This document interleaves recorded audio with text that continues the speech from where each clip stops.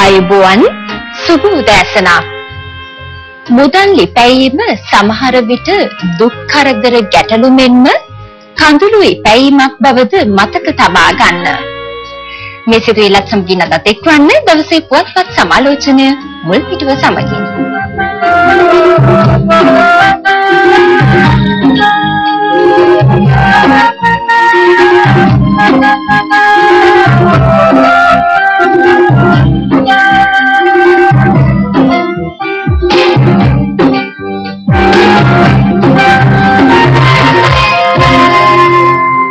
අදත් පුවත්පත් තොරතුරු ගෙනීමට ආරාධනය ජ්‍යෙෂ්ඨ මාධ්‍යවේදී බන්දුල පද්මකුමාර මහතාටයි. සුබ උදෑසනක් ඔබට. සුබ උදෑසනක් රිද්මාලි. ඉරුදින පුවත්පත් සංග්‍රහය ආරම්භ කරන්නේ ලංකාදීප පුවත්පතේ මුල් පිටුවෙන්.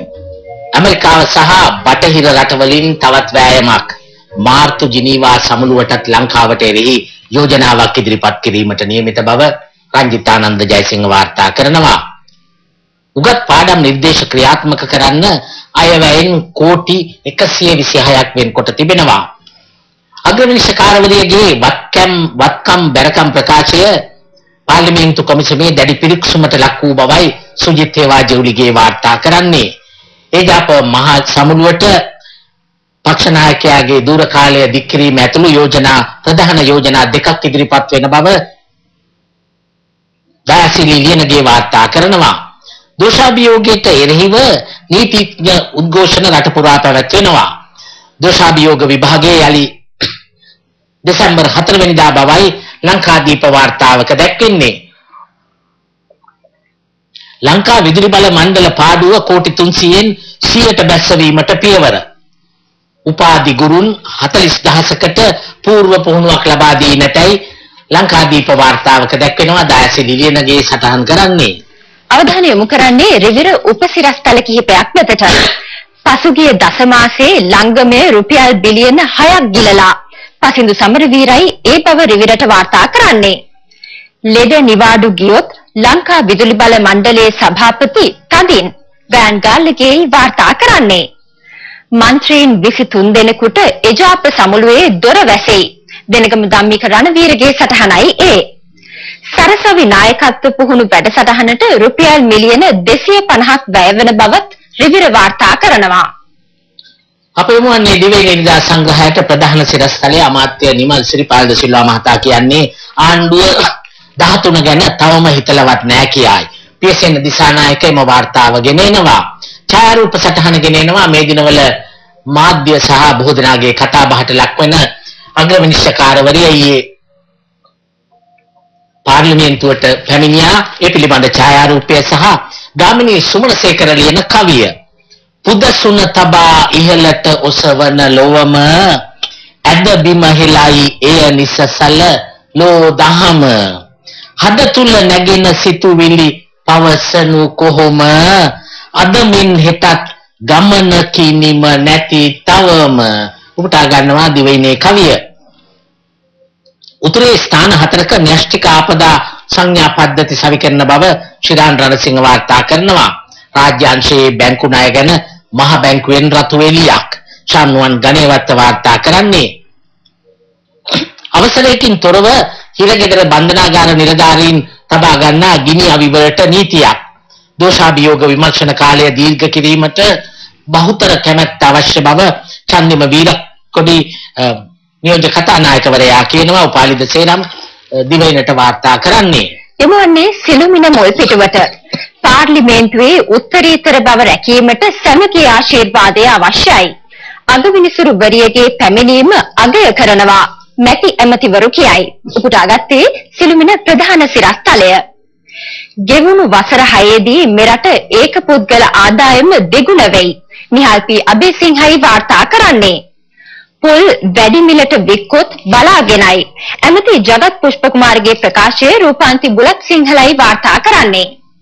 අප යොමුන්නේ මව්බිමට ප්‍රධාන සිරස්තලය පාර්ලිමේන්තු අධිකරණ ගැටුම විසඳන්න මහානායක හාමුදුරුවනේ මැදිහත් වන්න.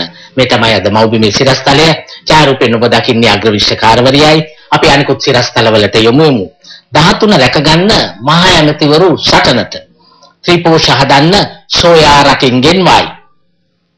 ලන්ඩනයේ වෙබ් අඩගේ ලොක්කා ගණිකා මඩමක් පවත්වාගෙන ගිහින් ඔහු අත්අඩංගුවට ගැනීම සඳහා ලන්ඩන් පොලිසිය මේ වන විට පරීක්ෂණ ආරම්භ කර තිබෙනවා. මේ සිංහල මඩවේ බඩවි ගෙන යන ලොක්කා පිළිබඳවයි වාර්තාව. තමිල්නාඩුවේ න්‍යෂ්ටික බලාගාරය නිසා ලංකාවට පිළිකා අනතුරක් පරමාණුක ශක්තික අධිකාරිය කියනවා. අයවැයින් 750ක් දීලා 3500ක් කරන් කෙනි ලාල්කාන්තයි මව්බිමට සටහන් කරන්නේ. ඒ සමගින් මේ සූදානම කෙටි විරාමයක් ලබා ගැනීමට.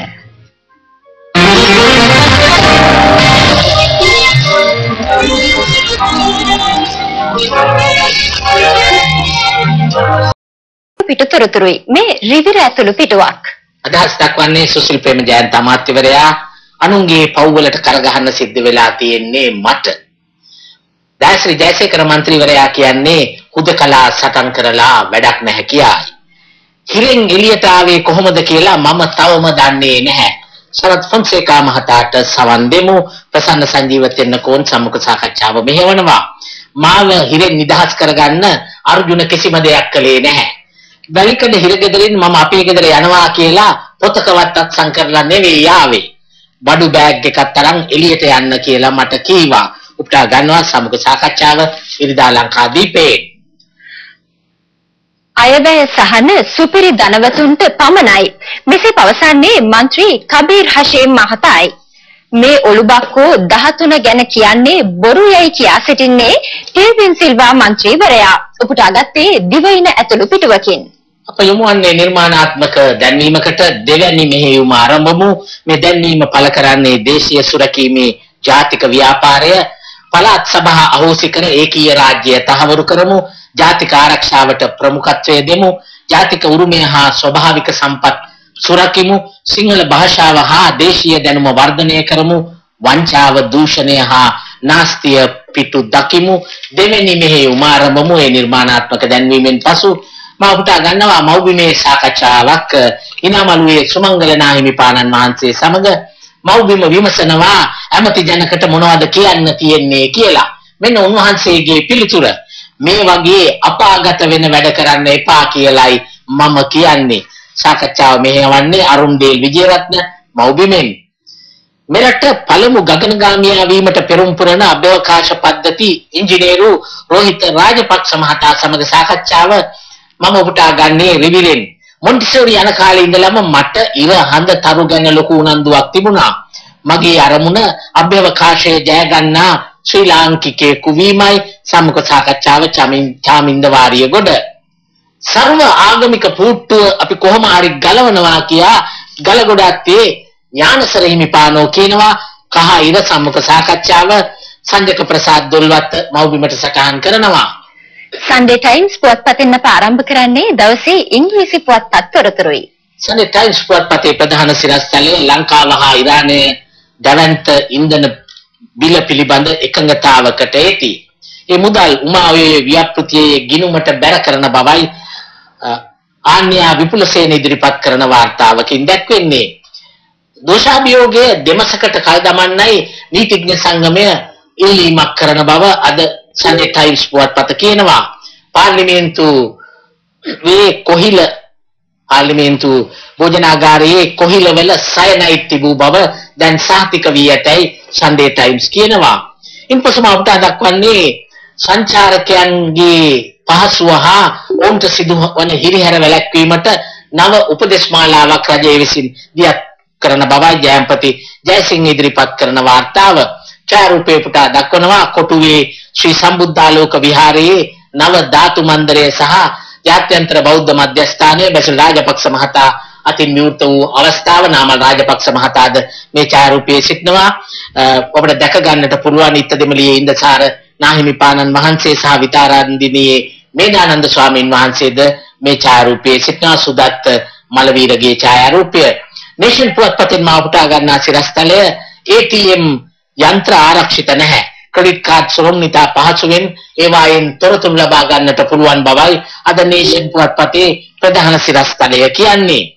ශ්‍රේයන් ඔබේසේකර වාර්තා කරන්නේ කෝට්ටේ කුඩුකාරයන්ගේ හා ඔවුන්ට උදව් දෙන පොලිස් නිලධාරීන්ගේ නම්ගම් හෙළිදරව් කරන බව නගරාධිපති ජනක රණවක කියනවා. නගරාධිපති ජනක රණවක මහතාගේ ප්‍රකාශය ඉන්දික ශ්‍රී අරවින්ද උපුටා ගන්නවා සන්ඩේ ලීඩර් පුවත්පතට. සිලොන් ටුඩේ පුවත්පතෙන් අප උපුටා දක්වන සිරස්තලය අප ඊයේත් සිංහල පුවත්පතකින් උපුටා දැක්වුවා.